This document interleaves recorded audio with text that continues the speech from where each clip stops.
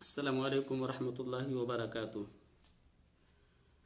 الحمد لله رب العالمين والصلاة والسلام على رسوله الأمين وعلى آله وصحبه ومن تبعهم بإحسان إلى يوم الدين. أما بعد،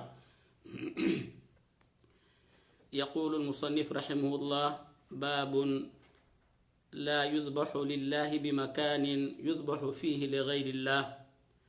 وقول الله تعالى: لا تقم فيه أبدا لمسجد أسس على التقوى من أول يوم أحق أن تقوم فيه رجال يحبون أن يتطهروا والله يحب المطهرين.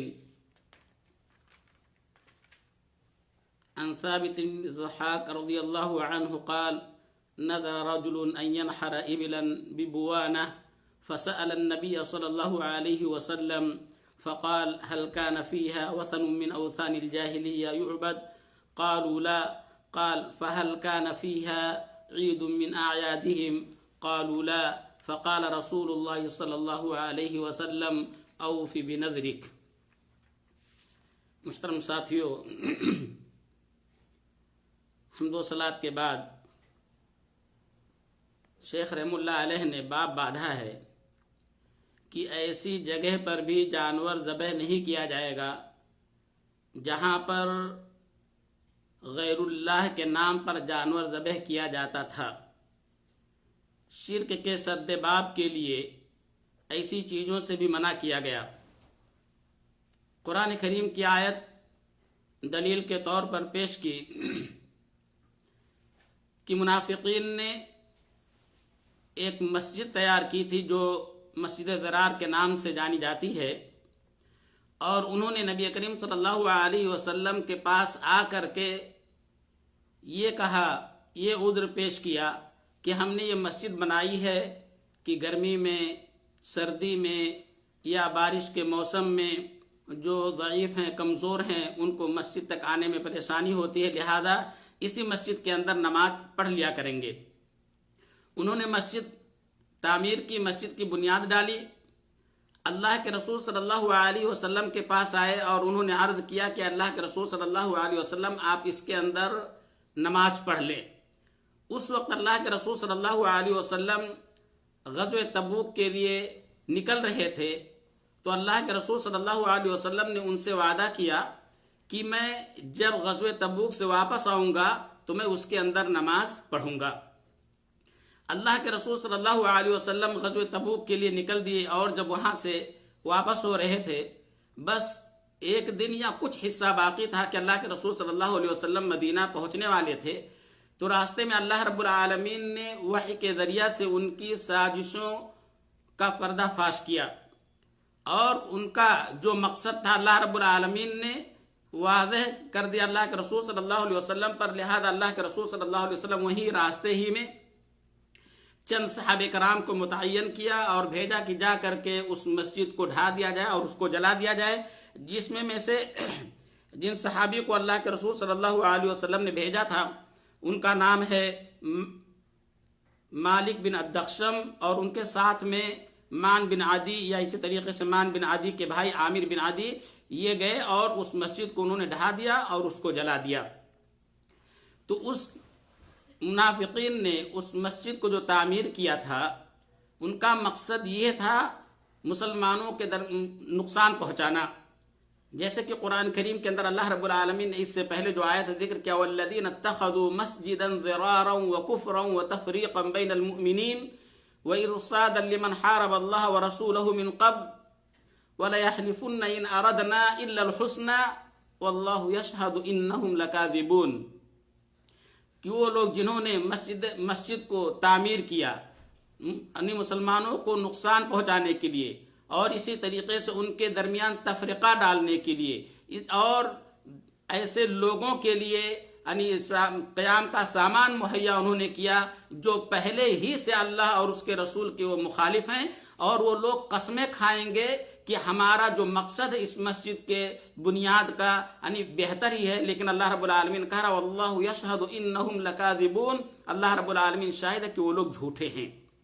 تو اللہ کے رسول صلی اللہ علیہ وسلم نے اس مسجد کو صحابہ کرام کو بھیج کر کے ڈھا دیا، اور پھر اللہ رب العالمین نے کہا آپ اس مسجد میں کھڑے ہوں جو اول یوم سے تقوی کی بنیاد پر اس کی تعمیر کی گئی ہے۔ یعنی اس آیت کے اندر مسجد قباء مراد ہے۔ اسی طریقے سے بعض روایتوں کے اندر آتا ہے کہ یہ مسجد نبوی ہے۔ امام ابن کثیر رحمہ اللہ علیہ بیان کرتے ہیں کہ دونوں کے اندر کوئی تناقض نہیں ہے، اس لیے کہ مسجد قباء جس کی بنیاد اول یوم سے تقوی کی بنیاد پر رکھی گئی، تو مسجد نبوی کی بنیاد بھی اول یوم سے تقوی کی بنیاد ہی پر ہے۔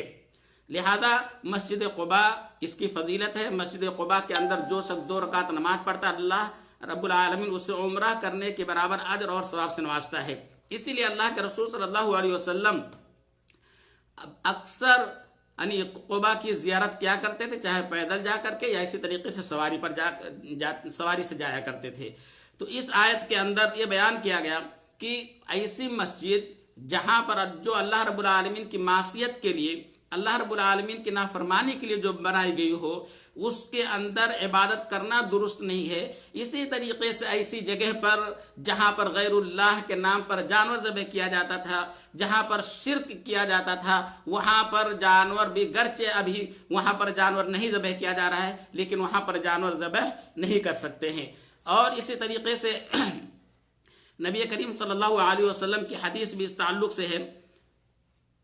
ثابت بن الضحاک رضی اللہ عنہ بیان کرتے ہیں کہ ایک شخص نے یہ نظر مانی تھی کہ فلاں جگہ یعنی بوانا ایک جگہ ہے، وہاں پر ایک اونٹ قربانی کرنے کی نظر مانی تھی۔ تو اس نے نبی کریم صلی اللہ علیہ وسلم سے سوال کیا، پوچھا کہ اللہ کے رسول صلی اللہ علیہ وسلم کیا میں وہاں پر اس اونٹ کی قربانی دوں؟ تو اللہ کے رسول صلی اللہ علیہ وسلم نے ان سے سوال کیا، ان سے پوچھا، ان صحابی سے، کیا زمانے جاہلیت میں وہاں پر کسی بت کی عبادت کی جاتی تھی، وہاں پر کوئی بت وغیرہ تھا؟ یا اسی طریقے سے جب انہوں نے کہا نہیں، پھر اللہ کے رسول صلی اللہ علیہ وسلم نے یہ سوال کیا، کیا وہاں پر زمانے جاہلیت میں یعنی عید وغیرہ منائی جاتی تھی، لوگ وہاں پر اکٹھا ہوتے تھے؟ تو انہوں نے کہا نہیں۔ پھر اللہ کے رسول صلی اللہ علیہ وسلم نے بیان فرمایا، اوفی بنذرک، اپنی نذر کو پورا کرو۔ ایسے وقت میں اللہ کے رسول صلی اللہ علیہ وسلم نے انہیں نذر پورا کرنے کے لیے انہیں اجازت دی۔ اور پھر بیان فرمایا، فَإِنَّهُ لَا وَفَاءَ لِنَذْرٍ فِي مَعْصِيَةِ اللَّهِ، اس لیے کہ اللہ رب العالمین کی نافرمانی میں یہ نذر درست نہیں ہے۔ ایسے نذر کو نہیں پورا کرنا چاہیے جس کے اندر اللہ رب العالمین کی نافرمانی ہو، اور نہ ہی ایسے نذر کو پورا کرنا چاہیے جس کی ابن آدم طاقت نہیں رکھتا ہے۔ اور پھر اسی طریقے سے شیخ رحمہ اللہ علیہ نے ایک باب اور باندھا جس کے اندر انہوں نے یہ وضاحت کی کہ یہ نذر جو ہے یہ شرک ہے۔ غیر اللہ کے لیے نذر ماننا، نذر و نیاز ماننا، یہ شرک ہے۔ چونکہ نذر بھی اللہ رب العالمین کی عبادتوں میں سے ایک عبادت ہے، اور عبادت صرف اور صرف اللہ رب العالمین کے لیے ہونا چاہیے، لہذا اسے غیر اللہ کے لیے کرنا یہ شرک ہے۔ یہ یعنی ایسی عبادت جو اللہ رب العالمین کے لیے ہے وہ دوسروں کے لیے کرنا ہوا، لہذا یہ شرک ہے۔ اور نذر یہ عبادت ہے، لہذا ایسے لوگوں کے اللہ رب العالمین نے قرآن کریم کے اندر تعریف کی، یوفون بالنذر، کہ وہ لوگ اپنے نذر کو پورا کرتے ہیں۔ یعنی اگر کسی نے نذر مان لی ہے تو اس نذر کو وہ پورا کرتے ہیں۔ یا اسی طریقے سے وما انفقتم من نفقۃ او نذرتم من نذر فإن اللہ یعلم، کہ جو بھی خرچ تم کرتے ہو، یا اسی طریقے سے جو بھی تم نے نذر کی ہے، یہ تمام چیزیں اللہ رب العالمین ان تمام چیزوں کو جانتا ہے۔ اسی طریقے سے ایک دوسری حدیث اللہ کے رسول صلی اللہ علیہ وسلم کی عائشہ رضی اللہ تعالیٰ عنہ بیان کرتی ہیں کہ اللہ کے رسول صلی اللہ علیہ وسلم نے بیان فرمایا، من نذر ان یطیع اللہ فلیطیعہ، کہ جس نے نذر مانی کہ وہ اللہ رب العالمین کی اطاعت کرے گا، لہذا اسے چاہیے کہ اپنی نذر کو پوری کرے۔ ومن نذر ان یعصی اللہ فلا یعصیہ، اور جس نے نذر مانی کو اللہ رب العالمین کی نافرمانی کرے تو اسے چاہیے کہ اپنی نذر کو وہ پورا نہ کرے۔ تو یہ چند احادیث اور قرآن کریم کی جو آیات ہیں اس بات پر دلالت کرتی ہیں کہ نذر ماننا یہ عبادت ہے، اور یہ عبادت اللہ رب العالمین کے لیے ہونی چاہیے، غیر اللہ کے لیے نہیں ہونی چاہیے۔ لہذا نذر کس کو کہتے ہیں، اس کے تعلق سے میں چند چیزیں آپ لوگوں کو بتلا دوں کہ نذر کہتے ہیں ایسی چیز جو بندے پر واجب نہیں تو اس چیز کو اس نے اپنے اوپر واجب قرار دے لیا اپنے آپ پر. انسان مختار ہے، اس نے ایسی چیز کو جو اس کے اوپر واجب نہیں تو اس نے واجب قرار دے لیا. مثال کے طور پر یہ کہے، یعنی نظر کی جو 2 قسمیں بیان کی جاتی ہیں، ایک نظر مطلق ہے اور نظر مقید. اللہ رب العالمین کے لیے جو بندہ نظر مانتا ہے اس کی 2 قسمیں ہیں، نظر مطلق اور نظر مقید. بندہ یہ کہے کہ میرے اوپر واجب ہو گیا کہ میں یعنی چاشت کی نماز پڑھوں، یا بندہ یہ کہے کہ میں اللہ رب العالمین کے لیے میرے اوپر واجب ہے کہ میں اتنا روپیہ اللہ رب العالمین کی راہ میں خرچ کروں، یا فقراء اور مساکین کو میں کھانا کھلاؤں. اس طریقے سے بندہ جو نظر مانتا ہے تو یہ چیز اس کے اوپر واجب ہو جاتی، اس کے لیے ضروری ہے کہ اس کو پورا کرے، اس کے اوپر اس کو پورا کرنا واجب ہے. یا اسی طریقے سے نظر ماننا اس طریقے سے بھی ہے، بندہ یہ کہے کہ اگر میرا فلاں کام پورا ہو جائے گا تو میں اللہ رب العالمین کی راہ میں اتنا صدقہ اور خیرات کروں گا. یا اسی طریقے سے اکثر لوگ جو نظر مانتے ہیں کہ کوئی شخص غائب ہو گیا ہے، اس کے آنے کی انتظار میں ہے، کہتا کہ اگر میرا فلاں جو غائب ہے اگر آ جائے گا تو میں اتنا اللہ رب العالمین کی راہ میں خرچ کروں گا. یا اسی طریقے سے کوئی مریض ہے، اس کی شفا یابی کے لیے انسان سوچتا کہ اگر اسے شفا یابی مل گئی تو میں اللہ رب العالمین کی راہ میں اتنا خرچ کروں گا. یا اور بھی کسی حاجت، اگر کوئی حاجت ہے، ضرورت ہے، انسان یہ سوچتا ہے اگر میری یہ حاجت پوری ہو گئی تو میں اللہ رب العالمین کے راہ میں اتنا خرچ کروں گا، یا صدقہ کروں گا، یا کوئی بھی چیز، یا روزے رکھوں گا، یا میں اس سال حج کروں گا، یا عمرہ کروں گا. کوئی بھی چیز انسان کر سکتا ہے، تو وہ چیز اس کے اوپر واجب ہو جاتی، اس کا کرنا اس کے اوپر ضروری ہے. اور اسی طریقے سے نظر اگر کوئی انسان اس طور پر کرتا ہے کہ غیر اللہ کے لیے، یہ تو اللہ رب العالمین کے لیے ہوا، لیکن اگر کوئی انسان یہ کہتا کہ اگر میری حاجت یہ پوری ہو گئی، یا میرا فلاں مریض اگر شفا یاب ہو گیا، یا ہمارا فلاں غائب شخص اگر واپس آ گیا تو میں فلاں قبر پر یا فلاں آستانے پر میں نظر و نیاز چڑھاؤں گا، یا اسی طریقے سے میں موم بتی دوں گا، یا تیل وغیرہ قبر پر جلانے کے لیے دوں گا، یا اتنا روپیہ اور پیسہ اس جو مجاور ہیں جو آستانے پر بیٹھے ہوئے ہیں ان کو میں دوں گا. تو اس طریقے سے یہ اللہ رب العالمین کی نافرمانی میں ہے. ایسا نہیں کرنا چاہیے. انسان کو چاہے ایسے وقت میں توبہ کرے، ایسے وقت میں اسے چاہیے کہ وہ توبہ کرے، اس لیے کہ اس نے غلط کام کیا. یہ اسی طریقے سے علماء بیان کرتے ہیں جس طریقے سے اگر کوئی انسان غیر اللہ کی، اللہ کو چھوڑ کر کے مخلوقات میں سے کسی کی اگر قسم کھاتا ہے تو اس کا وہ اپنے قسم کا کفارہ نہیں ادا کرے گا، بلکہ اس کا قسم بھی نہیں ہوگا، اور اس کے اپنے قسم کا وہ کفارہ بھی نہیں دے گا، بلکہ اس کا قسم ہی نہیں صحیح ہوا. لہذا وہ اللہ رب العالمین سے توبہ کرے، اللہ رب العالمین سے استغفار کرے کہ اللہ رب العالمین اس کے اس نافرمانی کو، اس غلط کام کو اللہ رب العالمین معاف کر دے. یہ ہے اس کے لیے کفارہ. اسی طریقے سے اگر کوئی شخص اللہ رب العالمین کے لیے نظر مانتا ہے جس کی وہ طاقت نہیں رکھتا ہے تو ایسے شخص پر یعنی کفارہ یمین ہے، اس کو پورا نہیں کر سکتا. لہذا ایسے شخص پر کفارہ یمین ہے، یعنی قسم کا جو کفارہ ہے وہی کفارہ اس نظر کا بھی ہوگا کہ 10 مسکین کو کھانا کھلانا، یا 10 مسکین کو کپڑے پہنانا، یا ایک غلام یا لوڈی آزاد کرنا، یا اسی طریقے سے 3 دن کا روزہ رکھنا. یہ کفارہ یمین ہے، اور کفارہ یمین یہی نظر کا بھی کفارہ ہے.